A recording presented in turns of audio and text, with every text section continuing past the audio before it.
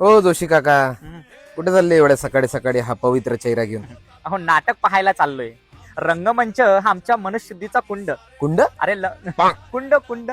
भांडण करणं, शिव्या शाप करणं हे आमच्या संस्कृतीला शोभत नाही. पण रंगमंचावरील नाटक मात्र आमच्या आत्म्याचं पोषण करतं हा. आणि नाटक म्हणजे फक्त दामल्यांचे हो. चला येतो. हो. बॅचलर म्हणून राहतात आणि मुली घेऊन फिरतात. हो, एवढा राग? अहो राग हा असभ्याचा अलंकार. आम्ही सदाशिव पेठकर रागाऐवजी संस्कृतीचा अंगारखा घालून फिरतो. कुठे गेला? घरी राहिला वाटतं, घेऊन येतो. भाग साग का? काय काटाकेरची मिसळ खाली काय? हो, नाव ऐकलं तरी जिभेवर स्फोटक फुटलं. एवढं तिखट तर मी फक्त शेजाऱ्यांच्या भांडणात ऐकलं होतं, जेव्हा त्यांची जीभ टाळूच्या आणि जबड्याच्या थै थै नाचत होती.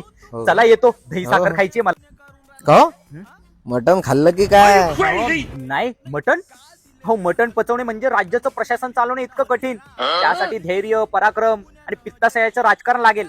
आम्ही कोमल हृदयाची माणसं, वरण भात तूप मध्ये समाधानी आहोत. चला येतो. काय तर म्हणे गावंढळ, तुम्हीच असाल गावंढळ. का? काय झालं? अहो गावंढळ म्हणतायत. त्यांना आमची ओळख माहितीये का? खादीची कापडं, सभ्य भाषा, वरण भात आणि वरतून तूप.